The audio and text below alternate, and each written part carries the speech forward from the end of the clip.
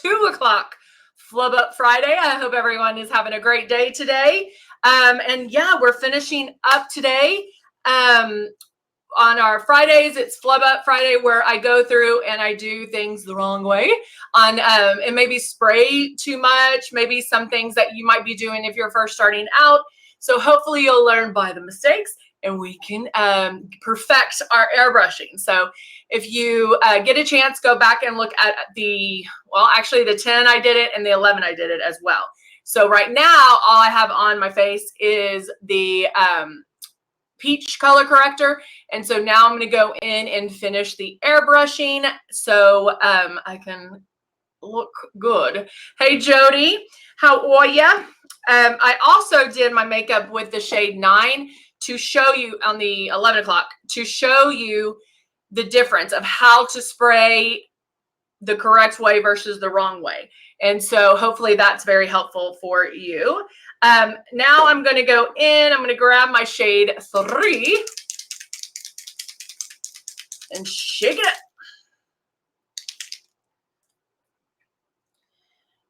And like I said, I did spray on the peach color corrector to under my eyes and dark circles, things like that. It's perfect for that. Now, when you're airbrushing, you want to make sure that you're at least 4 finger widths away and keep moving. And we saw at the 11 o'clock what happens if you're too close or if you're spraying too heavy. So stay that 4 finger widths away, lightly pull back on the trigger and start making your passes. And of course, you can keep your eyes open. You don't have to close them. The kiss of air that is coming out, it's very, and if you're pulling back the right distance, it doesn't irritate your eyes or anything like that. It doesn't go into your eyes because you're not spraying it into your eyes. This is very precise. We also saw like how precise that can be. Did you see that? It like disappeared right before your eyes. Ready? Can you see that little mark? My little mole.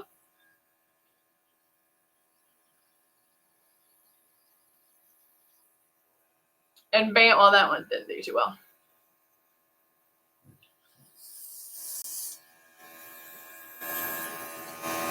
And bam. That is how, hey, Vicki, that is how precise it can be. It's going to be such a lifesaver for a lot of you because you can go in, cover what you need to cover, and then not have to put the same amount of makeup everywhere. I have, my nose is a little red. I have redness here. So I can go in and concentrate most of my coverage there.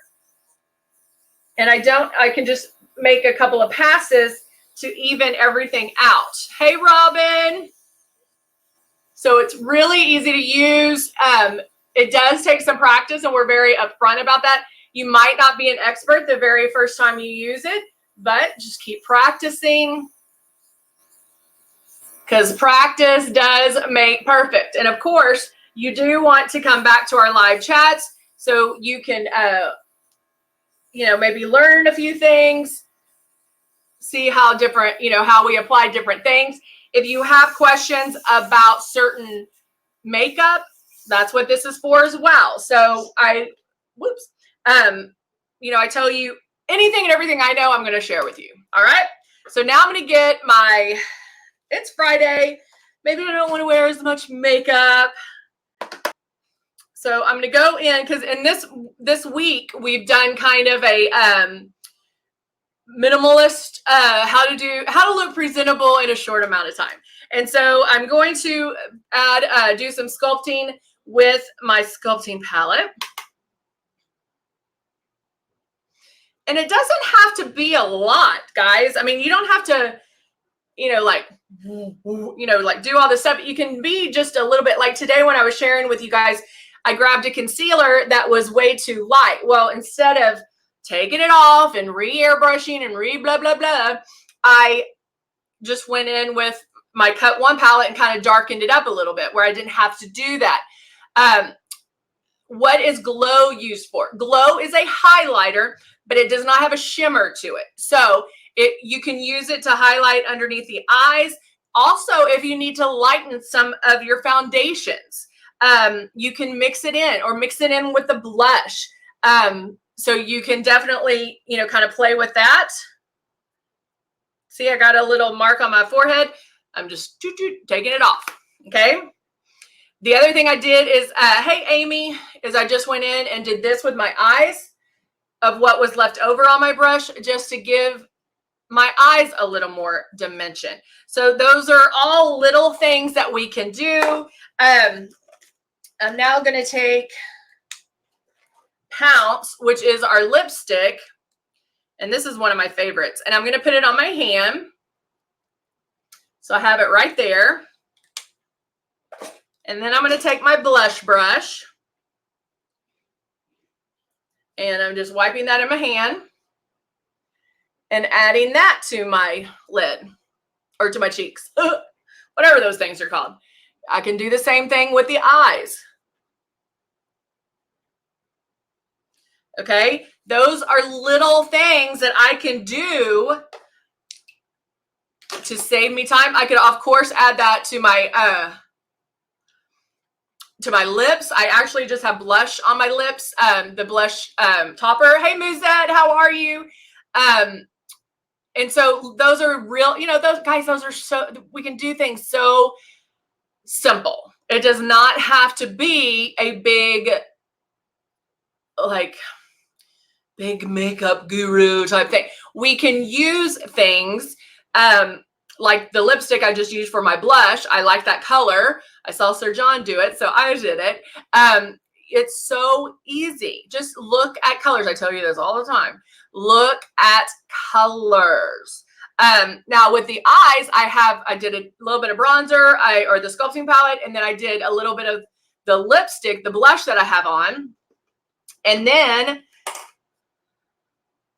I could even, this is Emerald.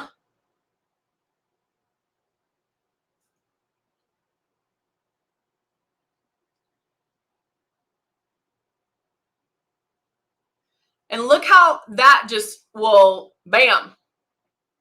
That in itself can really make it look so amazing. And all I did was add eyeliner. And of course, I'm going to add mascara.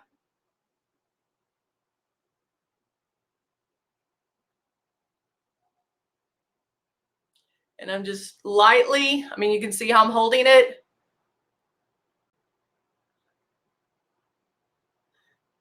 Making little strokes there.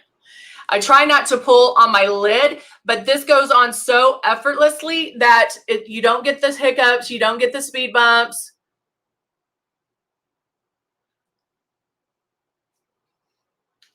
And I can do it just like that. Eyeliner is also a way to jazz things up. I always tell you, you can put like this much makeup and mascara, you add a red lip to, flawless. It's almost like a timeless look. Same thing with, maybe I don't want to add a lot of eyeshadow. Maybe I don't have time, but you add an eyeliner and mascara and you look put together. If I'm a big believer, if you just add a little bit here, here, and here, you're good to go. So you don't need to put 4 shades of eyeshadow on. I didn't use 84 brushes to put this on. I was contouring because contouring is important to me. So I contoured, sculpted, brushed it on my lids, went to the next one. Did the blush, a little bit of blush to get a little pink to my cheeks, did it to my lid right on top of that. So I'm not having to think very hard. Don't have to think very hard about, oh, do I need to get it in this crease? Nope.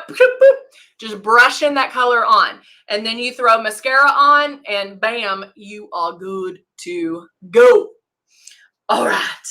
And then we could even do some of this if we wanted to. So guys, if you haven't had an opportunity, you're going to want to look at the Lion King. Those are going to be such an amazing deal. We do have some vaults left. And then we also have, I wanted to point this out. We do have the Root and Brow Kit on sale. It's on sale for $49.99. You're getting the stencils for the eyebrows. You get a stylus and you get the color, but then we also give you a bottle like this of Tip Top Cleaner, okay? The kit's on sale for $49.99. The stylus alone is $39.99. Okay?